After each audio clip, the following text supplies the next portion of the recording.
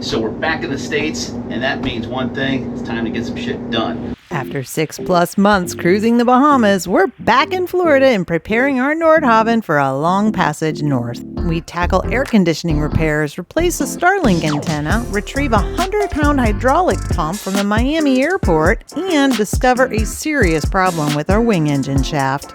Then we finally leave Fort Pierce for a 5-day offshore passage up the Atlantic coast toward Washington, D.C., with no planned stop and an excellent weather window. Along the way, get an unforgettable view of the rocket launch and booster landing near Cape Canaveral.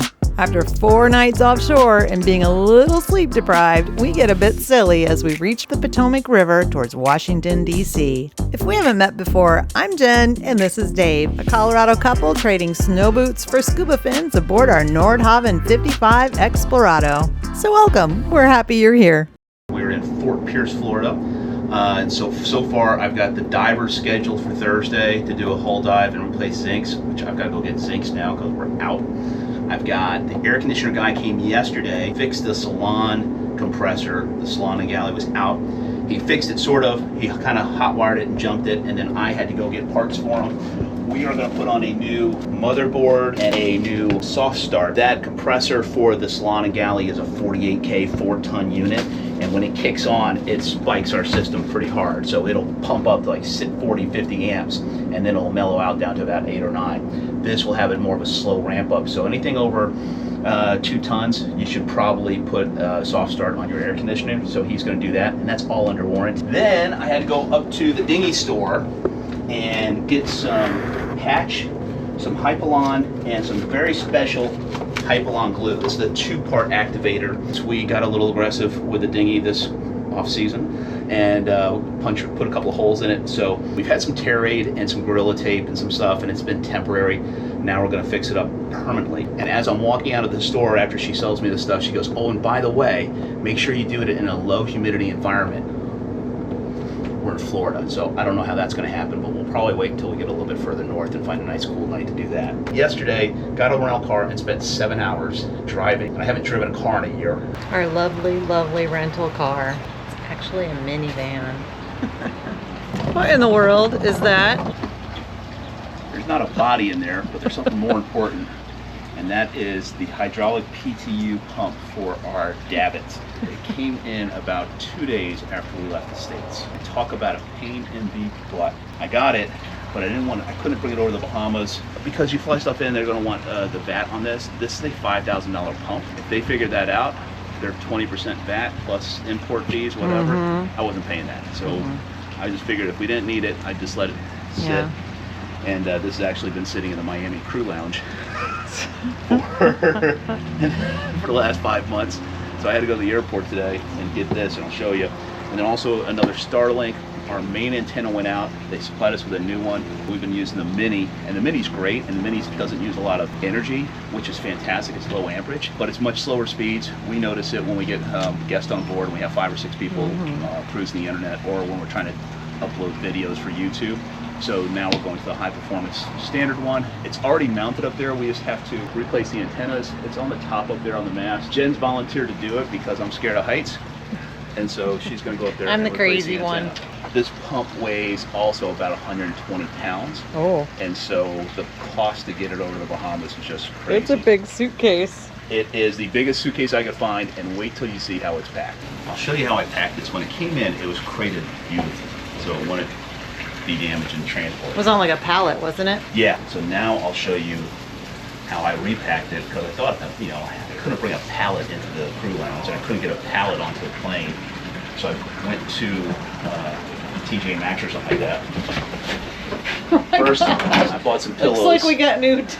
We got some new beach towels. Beach towels. We got some pillows. We got some more beach towels.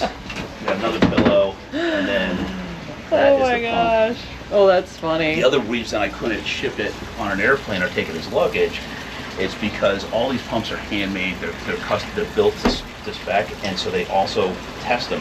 So they put in the hydraulic fluid to test to make sure it's fine, and then they ship it as tested with some hydraulic fluid in there. So it's basically hazmat. Yeah. I can't put that on an airplane. But now we have a beautiful luggage beach towel and There we pillows go. that are stained with hydraulic fluid. It's time to replace the Starlink's antenna. They sent us a new one. We didn't want to do it while we were at anchor, rolling around, because it's way up there. Sitting up here on the top. This is fun. There's Starlink, which is right there. I need Allen keys. So Dave just went down to get them. This is flipping high, you guys. It's kind of freaky. Oh, whoa, the boat's moving too. But nice views. Gotta figure out which flipping tool to use. Looks like this one. Nope, that ain't it. 2 down. I dropped my tool. Got it.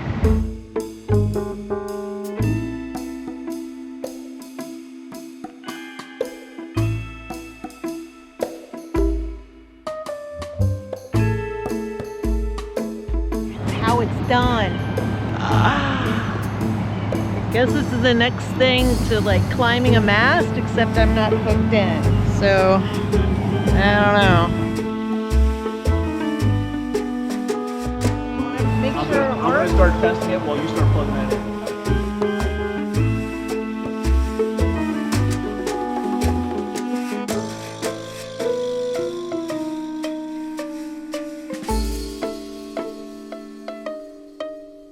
We just left Fort Pierce. It is 9 a.m. We got up at 6:30, pushed off at 8 o'clock, shoved heave ho.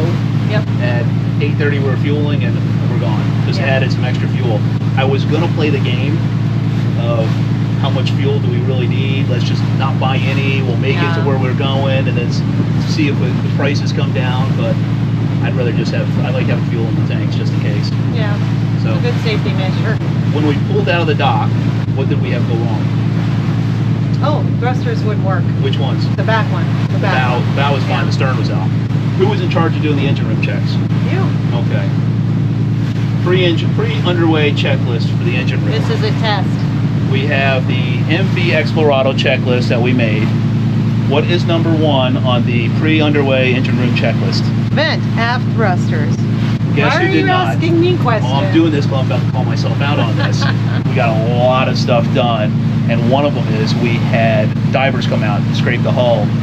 And whenever you have divers come out, what happens is the stern thruster is in a really big, long, cavernous tube, and the air from the divers gets in there, just like if you've been in a cenote or something like that. The air fills up. When you went to use a stern thruster, I could hear it working. The wing was revved up, the bow was working fine, but all it was doing was spinning air. It was like a fan in there instead of blowing water. Makes sense. So I rushed down there, let all the air out of the Air tube. out of the balloon. The water rises up, and then you have a working stern thruster. Yeah. What did we learn from this, Dave? Use your checklist. Use the checklist, follow the checklist, even after all these times of going underway. We were in a really tight slip. Our beam is 18 feet, and they put us in a slip that they said was... They said it was 22. There ain't no way. We could have... Yeah, when we pulled it in, we ripped the fin off of our paddleboard. off the side. It sounded horrific. And they had boats. There was butts to nuts in there. We were tight. We had one pole in between us and a Viking, and we were both rubbing it. Where are we going today? We do not know. We do not know. That is the correct answer. North. This is one of the very few times I can remember that we have just left the dock. Yeah. We're heading in the right direction. That's the good part. But we don't have a final destination. So our final destination for the summer is going to be Virginia. specifically DC. Washington, D.C. Washington, D.C. It may not be the hubbub of mariner activity, but that's where we're going because we got a lot of things going on. We're going to be helping with some adulting with our adult children. We're going to be going to school and learning how to fly new airplanes, and we're going to be traveling a bit. So we needed somewhere close to a major airport to go in and out. We needed somewhere that we could safely dock the boat, and then also we wanted to have some fun. And to leave it. And to leave Dock it. it and leave it. We wanted to do Rhode Island and Maine So bad. and wanted to get up there so bad and do all that fun stuff. But what we realized was we had too many responsibilities. We're not completely retired. And so we would have gone up there and then not have any time to play. So no, we got some major moves with kids and from California back to Colorado and just a lot. And I am switching airplanes from the 787 to the 777. The big one. The big papa of the skies. The biggest one you guys fly. Yes, so I will be flying the 777, but I got a captain. And I got to go to class and learn how to do that. Whenever you switch airplanes, it takes about 6 to 8 weeks of training. So that's what because I love being in Dallas in the summertime. Oh, that's wonderful. Nothing more. Especially in July. July and August in Dallas. We're not going to make a straight shot for Norfolk. If you look on a map, Fort Pierce to Norfolk, we'd be offshore quite a bit, and it gets a little bit rougher out there. And also, we need Starlink. We have to have Starlink. Well, for those of us who still work and need phone, yes. Starlink works up to 12 miles offshore, and then after that, it's $2 a gig, which is too many dollars for a gig. No. So we learned that lesson too, especially as we want to stay in contact with all our YouTube fans. So we're going to we'll hug the coast, but that gives us a couple of options. So as we're cruising, we can decide like, hey, either we don't want to stay overnight, do another overnight, or the boat doesn't want to do another overnight. I don't mind doing overnights, but when you get to like the 3 and 4, I mean, if you've got rougher seas and you can't sleep, then it makes it really difficult on us old, aging people. But I miss going to some of the towns. But at the same time, when there's a nice weather window and you can take advantage of it and cut some miles and go, the ICW can get a little monotonous. We're not huge fans of the ICW. We'll head up this way. We look at the screen, it says only 5 days and 19 hours to go, and that gets us all the way up to DC. So we were in Fort Pierce. We had a great mechanic, Chris Cooper. He came out to the boat, spent the day with us. I had a couple of projects for him. We did a coolant change on the main engine and changed belts on the alternator. But more importantly is I got his professional eyeballs in the engine room for a good 9 hours, and we found all sorts of little things. So our main engine is our main propulsion engine. Our wing engine provides hydraulic power for the thrusters, the anchor wash, for the windlass, the bilge pump. And also it's our get home engine. So if something happens to our main single engine, boat, then we can flip the wing engine on and it'll still get us going. 4.5, 5 knots, it's fine. We use it all the time. It's actually got 1,700 hours on it. We use it all the time when we start up, every single time we start up and every single time whenever we anchor or dock, because we need it for the windlass or the thrusters. So we run the engine. Now, here's the problem, and this is operator error, so I'll fess up to this one. I didn't realize it was a problem either. We haven't actually driven using the wing engine. We did that a year and a half ago when we had issues with the main engine. We were underway down the ICW for a couple of days just using the wing engine. But we don't drive with it, so we don't put it in gear and drive with it for a while. And what has happened is the shaft now has basically frozen onto the coupling. It's oxidized on there pretty hard. We could not budget using every male piece of testosterone we had. Did you bang with a hammer? We banged it with everything we could bang it with. And there's a lot of banging going on. And now I'm banging my head on the wall because I screwed up and didn't run that engine. And so we need to haul out and have our wing shaft replaced. It was a learning opportunity. And now I get to have a maintenance opportunity.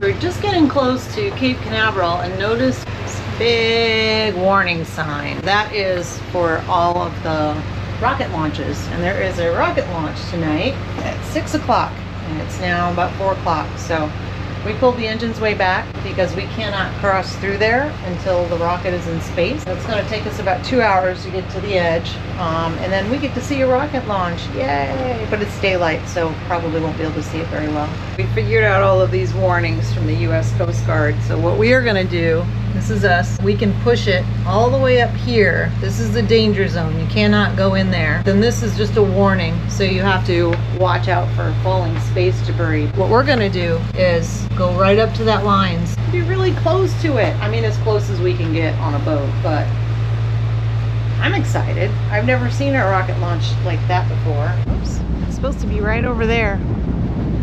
2 minutes and 8 seconds. 2 minutes at the time of launch, the International Space Station. Yay! Now we are standing by for the 45 seconds. 45 seconds. Go for launch.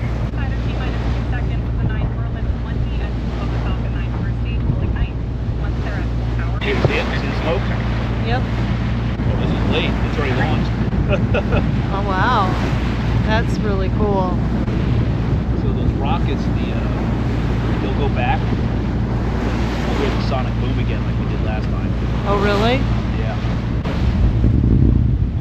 Whoa.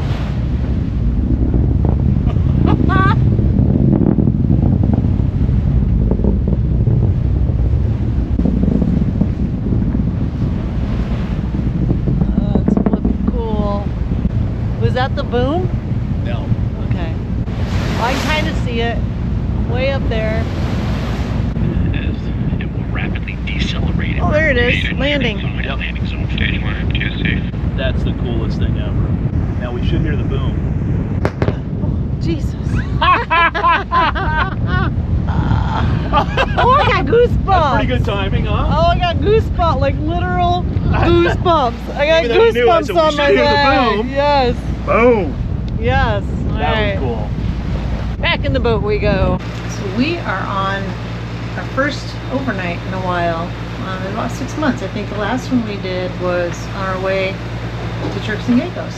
So we are in the first leg of our Atlantic passage from Florida up north. And like we said before, we haven't decided where we're going to stop yet, which is kind of weird. But so I have the first night shift. It's about midnight. Dave is sleeping. You know, there's not a lot going on. We've got our radar on. There's not another boat for miles. It's just not a lot going on, which is what we like for nighttime. So I'm just playing some games and reading a little bit. Yeah, that's about it. It's pretty boring, which is great. This is what it looks like at night. Turn all the red lights on so we can see.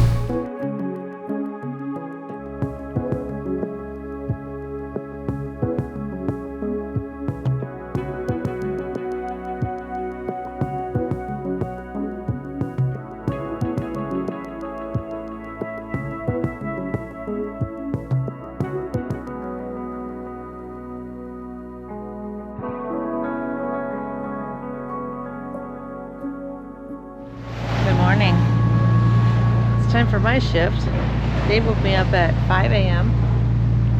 So I got a couple hours of sleep.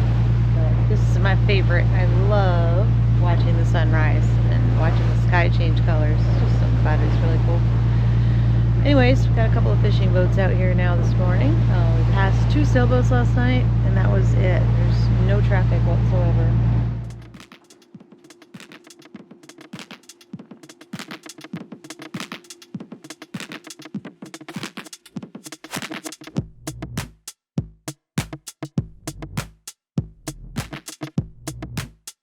Time to turn all the screens up a little bit. They're getting a little dark and hard to read.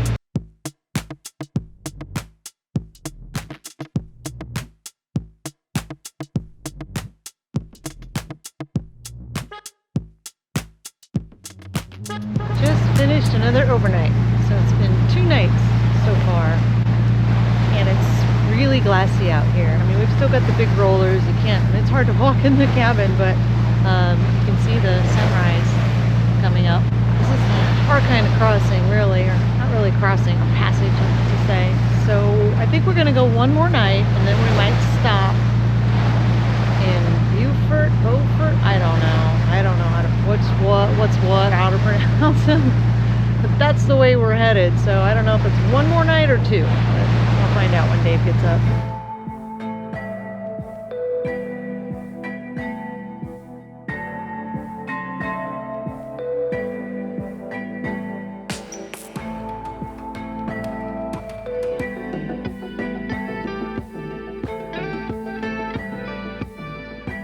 That is a sunrise worth waking up early.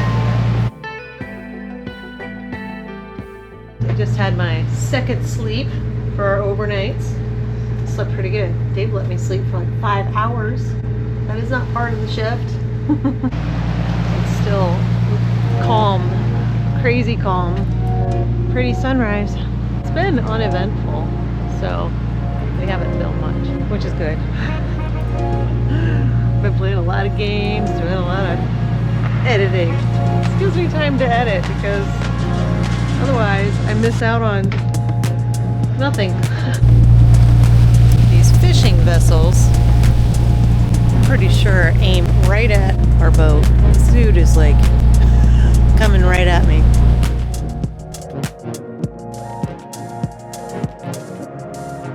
We are on day 4 of our voyage north, and it's time for another engine room check. I don't really have a schedule for these. I probably should. I just do it throughout the day. Yeah, there I am. I'm going to put on my headphones. I'll take you with me.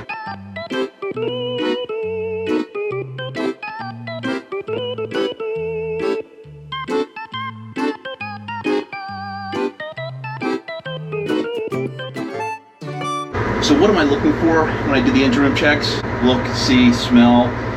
Is there anything? Listen. Got the headphones on, but before we left 4 days ago, we did a coolant change. So I'm constantly monitoring the temperature of the engine. We also changed out the belts on the alternator. So I'm constantly taking a good look at the alternator belt and the alternator temperature.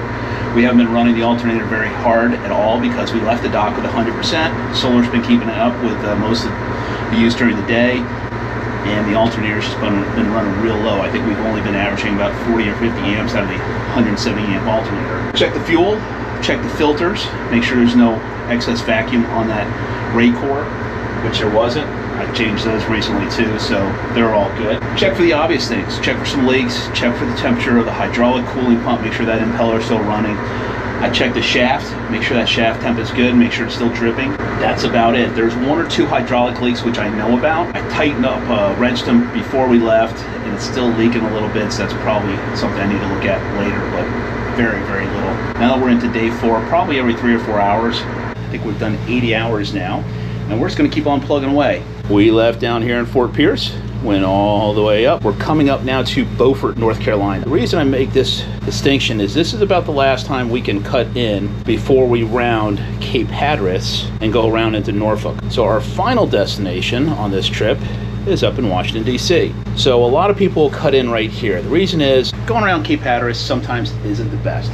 We've had phenomenally good weather. I think we're supposed to get up to 10 or 12 knots. This morning was like 4 knots of wind. So we're still looking at 3-foot seas with 7 to 8 seconds, which is great. Seas are out of the southeast. We're heading northeast right now, but we're going to turn around the corner at Cape Hatteras and start heading northwest. So we're going to have trailing seas. We've had pretty much seas on the beam or the aft beam the entire trip. Very little wind, less than 10 knots the entire time. So we're just going to keep plugging along. We've sort of gotten into a rhythm with the sleep now. So we've had 3 sleeps. We're going to do another one tonight.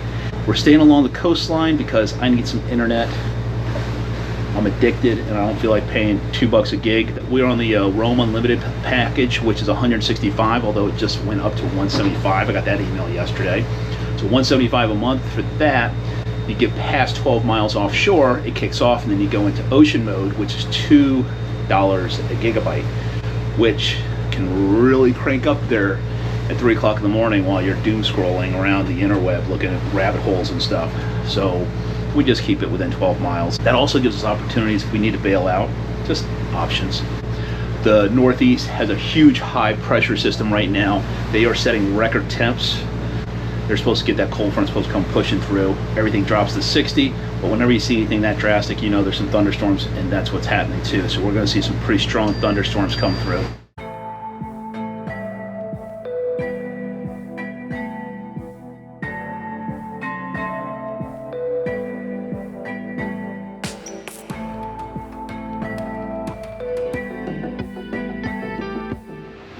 Oh, We made it! we did it!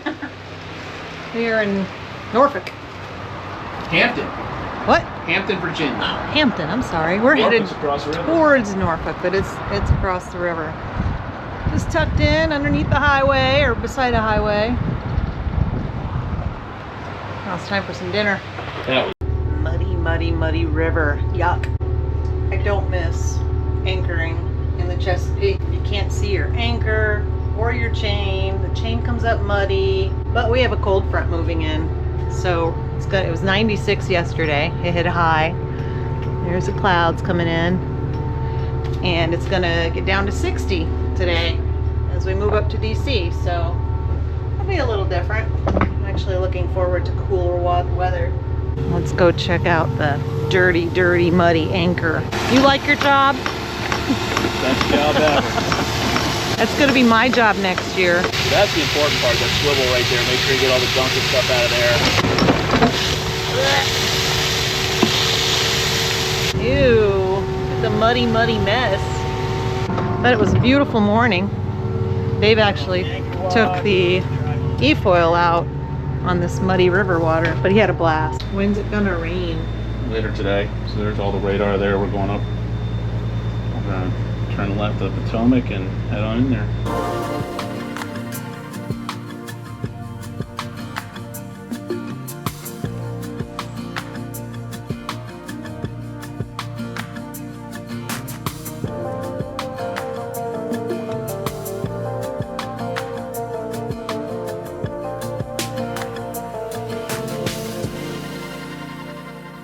Well, we're definitely not in the Bahamas anymore. It is about 60 degrees. I have pants on now. But, you know, we're, 5 days out on the Atlantic and it's smooth and great. And we get on the Chesapeake and we have 4-foot waves and it's crazy. We are making our way up the Potomac. This will be our first time up there. A little excited, a little nervous. Our first bridge in a long time. How do you feel going through your first bridge in a while? Exhilarating. We have to anchor in the rain again. And there's my wonderful husband all suited up. But he went out there 5 minutes early.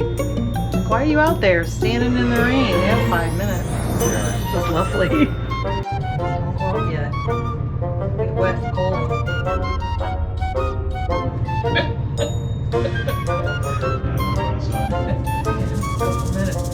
Yes. You look so cold just standing up there.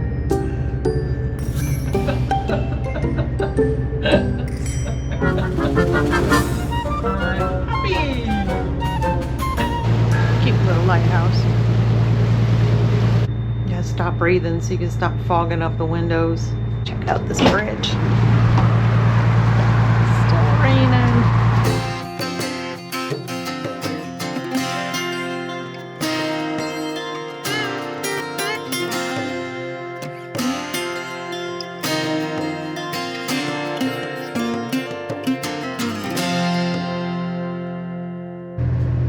My line bitch getting all my lines ready. Coming into DC. This is our radar. It's a rainy, icky day. Doesn't he just look happy? It is 53 degrees outside. It was 96 here a few days ago. Yeah, that's right, 53 degrees. So you're wondering why I am still wearing the same shirt? Probably because this is the only long sleeve shirt that isn't packed away underneath my bed. I've been wearing the same pants and the same shirt. I'm ready to get out of these clothes, so I want the heat to come up.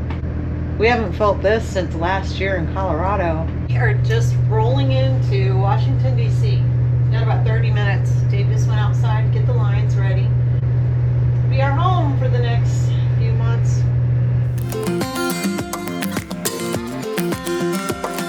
Thanks for being here with us. If you enjoy this video, liking and subscribing really helps our channel grow. We hope to see you on the next adventure.